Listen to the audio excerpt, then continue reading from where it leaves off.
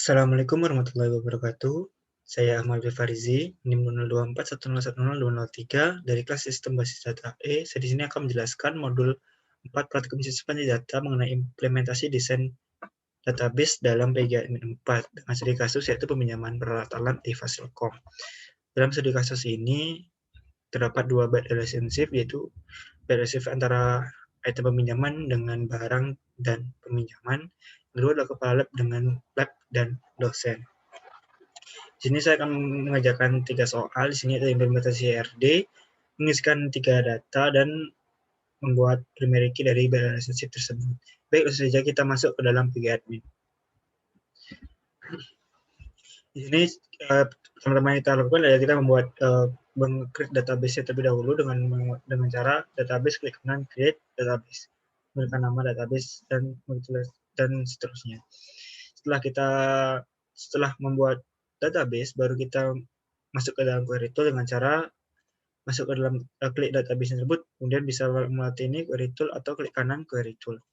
Nah, baik, di sini saya akan langsung membahas pembahasan pertama, itu adalah implementasi ERD secara lengkap. Yang pertama saya lakukan adalah membuat create tabel atau kerangka tabel secara keseluruhan dari semua entity-entity yang ada dalam ERD tadi, yaitu adalah 11 entity.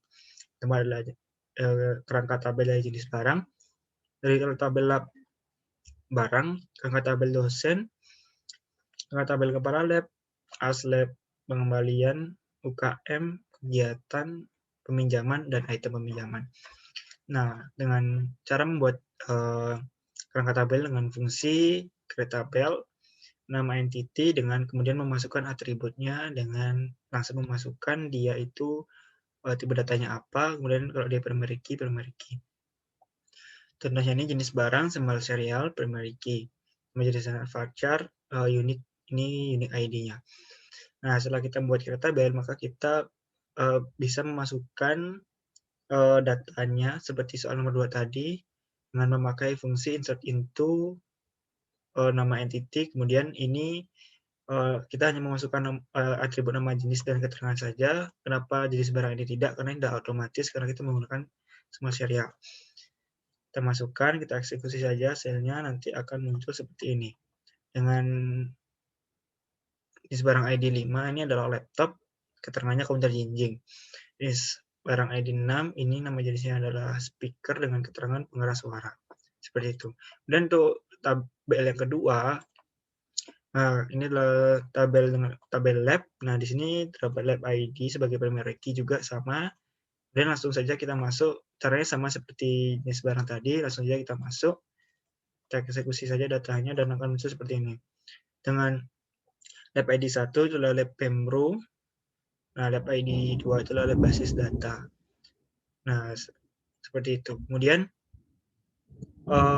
untuk tabel yang ketiga itu adalah tabel untuk barang. Nah, di sini terdapat primary key, yaitu adalah barang ID. Saya memakai integer sehingga saya harus menginputkannya secara manual untuk ID barangnya. Ini adalah nomor seri, varchar, ini unique. Langsung saya masukkan sebagai unique ID, unique atribut. Kemudian adalah deskripsi dengan tipe data adalah teks. Kemudian perlu diperhatikan di sini bahwa dalam ERD, dalam entity barang itu terdapat foreign key dari lab dan jenis barang. Maka dari itu kita menggunakan fungsi alter table untuk menginputkan foreign key-nya tersebut dengan cara yang pertama kita pakai fungsi alter table, kemudian nama entity barang, kemudian kita menambahkan atribut baru dengan nama ID lab small serial dan ID barang small serial. Kemudian add constraint ini FK lab foreign key underscore ini nama entity-nya foreign key. Nah, ini merupakan tadi yang kita tambahkan, atribut baru kita tambahkan, kemudian reference atau sumbernya itu dari entity lab dengan atribut lab ID. Begitu juga dengan caranya sama dengan memasukkan foreign key dari jenis barang. Kemudian hal yang sama juga kita menginputkan, insertkan dengan insert into, inputkan barangnya, nah, barang ID, nomor seri, deskripsi, lab ID, dan jenis barang. Kemudian kita eksekusi saja, dan itu akan hasilnya seperti ini. Dengan barang ID 1, dengan nomor seri 0123, itu Deskripsinya ada ASUS ROG, Zephyrus Duo, ID Lab-nya 1 dengan jenis barang 1. ID Lab 1 ini, jenis barang 5. Maaf. ID Lab 1 ini merupakan, artinya itu adalah di ID 1 tadi itu adalah lab Pro, dan 5 ini merupakan laptop. Nah, seperti itu. Kemudian kita masuk ke selanjutnya, yaitu adalah ke identity dosen. Dengan cara yang sama, kemudian di sana langsung kita eksekusi. Nah, dengan data seperti ini, dengan dosen ID 1 dengan NIP 210.1 ini atas nama atau halilintar. 2 baik Wong Sitompul dan seterusnya. Kemudian kita membuat tabel dari kepala lab. Nah, di sini merupakan kepala lab kan merupakan bad relationship. Dan di sini tidak punya primary key. Nah, kita buat dulu atribut-atributnya yang ada dengan tanggal mulai, tanggal selesai, date not null, nama lab, dan lain-lain. Nah, setelah itu kita masuk ke table, add. Ini kan kita masukkan foreign key dari foreign key dari lab dan dosen. Kita membuat atribut baru ID lab dan atribut baru ID dosen dengan cara foreign key yang sama. Kemudian di sini kita memasukkan add constraint primary key kepala lab dengan primary key-nya itu adalah dari ID dosen dan ID lab. Dengan kita insertkan sama seperti tadi dan kita langsung eksekusi saja datanya. Nah, di sini tanggal mulainya 2019 tanggal selesainya segini. Dengan status A itu merupakan aktif, dengan ID lab 1 dengan dosen 1. Nah, di sini terdapat primary key 2. Di sini ID lab dan dosen merupakan primary key, jadi ini merupakan gabungan dari primary key dari kepala lab ini adalah 1 seperti itu. Dengan nama labnya adalah Atta Halilintar. Begitupun juga dengan sama dengan primary key 22 sudah terlambah IMWOM tanggal mulai segini tanggal segini masih aktif seperti itu. Nah, kemudian kita masuk ke dalam table ASLab.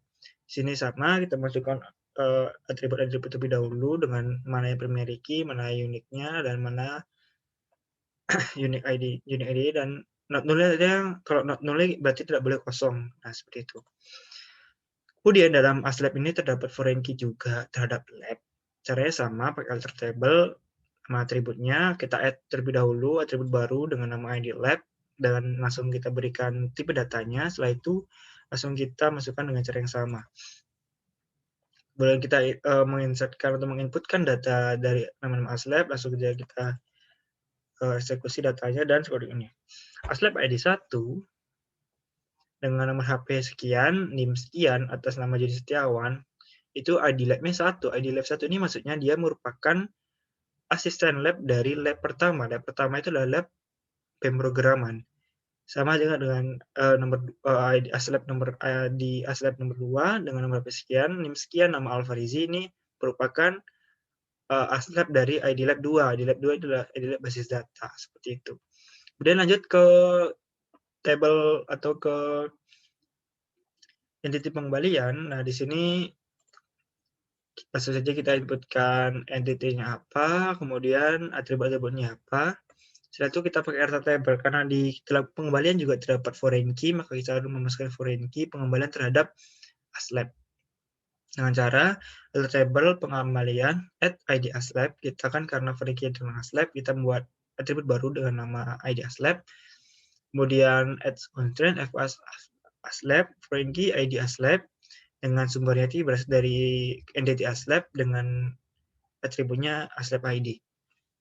Kita masukkan data seperti biasanya, kemudian langsung kita eksekusi datanya seperti ini. Dengan pengembalian ID 1, itu tanggal pengembaliannya tanggal sekian, itu ditangani oleh ASLab nomor 1, yaitu adalah ID ASLab 1, yaitu adalah Juni Setiawan tadi. Dengan pengembalian ID 2, dengan tanggal pengembaliannya sekian, ini ditangani oleh ASLab ID 2, itu adalah Alfarizi tadi. Kita masuk ke tabel UKM, di sini sama seperti biasanya, kita masukkan nama entity-nya apa, kemudian atributnya apa. Nah, kemudian ini karena dia foreign key, maka kita langsung saja menginputkan datanya di dalam sana dengan fungsi insert into. Kemudian langsung saja kita eksekusi datanya. Nah, seperti ini. Dengan UKM ID 1, itu UKM berwarna. Nah, keterangannya ini menunjukkan apa? Ini karena keterangannya adalah boleh dikosongkan, maka saya kosongkan saja di sini. Ini 00 dan UKM ID 2 itu binary, 3 itu Al-Azhar. Nah, lanjut saja ke tabel ke selanjutnya itu adalah kegiatan.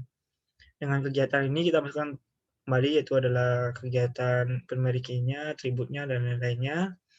Kemudian di sini ada alter table yaitu adalah foreign key karena kegiatan ini karena ada foreign key dari UKM yang masuk dalam atribut ini, dalam kegiatan ini. Nah, kita masukkan dengan cara yang sama, kita insertkan data yang sama, kemudian kita langsung eksekusi datanya saja. Nah, di sini dengan kegiatan ID kegiatan 1, itu dengan nama kegiatannya adalah P2MPA, tanggal mulainya sekian, tanggal sekian, dengan keterangannya itu adalah pengenalan dan pengembangan mahasiswa materi dalam dengan ID UKM-nya 1. ID UKM 1 ini adalah ID UKM dari Balwarna. PJTD sama halnya dengan kegiatan 2, PJTD tanggal mulai tanggal selesainya adalah keterangannya adalah pelatihan jurnalistik tingkat dasar dengan ID UKM-nya 2, itu adalah binary, dan selanjutnya. Dan untuk tabel selanjutnya adalah tabel peminjaman. Kita membuat peminjaman, kemudian memasukkan atribut seperti biasanya, yang mana primary key, dan mana yang boleh dikosongkan dan tidak. Setelah itu kita masukkan dalam alter table, karena peminjaman ini berkaitan dengan aslab dan kegiatan. Kita masukkan dengan alter table peminjaman, masukkan foreign key dari aslab dan kegiatan dengan cara yang sama. Kemudian kita masukkan kembali datanya, dan langsung saja kita eksekusi datanya, dan seperti ini. Dengan peminjaman ID 1 dengan tanggal mengajunya sekian, tanggal pengajuannya boleh saya kosongkan dengan ID Aslab 1, yaitu adalah ID Aslab Juni Setiawan tadi, dengan nama kegiatannya adalah nomor ID 1, yaitu adalah P2MPA tadi. Peminjaman ID-nya 2, dengan tanggal pengajuannya tanggal sekian, ID Aslab menangannya adalah ID Aslab 2, itu adalah Al-Farizi dengan kegiatannya 2, yaitu adalah PJTD tadi, dan seterusnya. Untuk tabel yang terakhir adalah item peminjaman, di mana item peminjaman ini yaitu adalah kembali, yaitu adalah merupakan bare relationship, di mana ini tidak mempunyai primary key. Maka dari itu kita masukkan saja atribut-atribut yang ada di dalamnya. Yang pertama nomor seri, kondisi barang saat keluar, dan kondisi barang saat kembali. Di sini karena item peminjaman itu bare relationship terhadap barang dan peminjaman, kita masukkan terlebih dahulu foreign key yang terlibat dalam item peminjaman. Yang pertama adalah atribut ID barang, atribut ID peminjaman, dan atribut ID pengembalian. Nah, kita buat atribut terlebih dahulu, kemudian barulah kita memasukkan foreign key-nya dari barang terlebih dahulu dengan cara yang sama, peminjaman dengan cara yang sama, dan pengembalian juga cara yang sama. Kemudian untuk primary key-nya, kita memakai cara yang sama dengan cara add constraint, primary key underscore item peminjaman. Nama atributnya primary key, yaitu gabungan antara ID barang dengan ID peminjaman. Nah, setelah itu kita masukkan data seperti biasa saja, dan langsung saja kita eksekusi.